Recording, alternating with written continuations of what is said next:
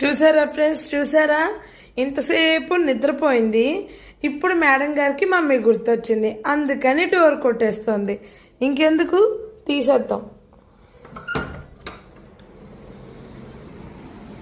ఇదిగో చూసారు కదా, ఎంతసేపు జీనేస్తుంది.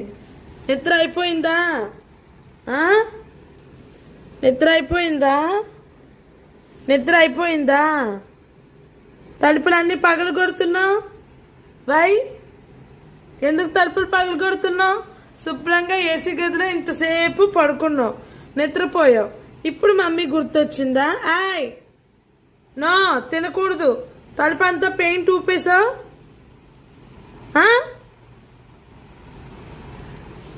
మళ్ళీ ఇప్పుడు ఎంక్వైరీ ఎత్తుకు.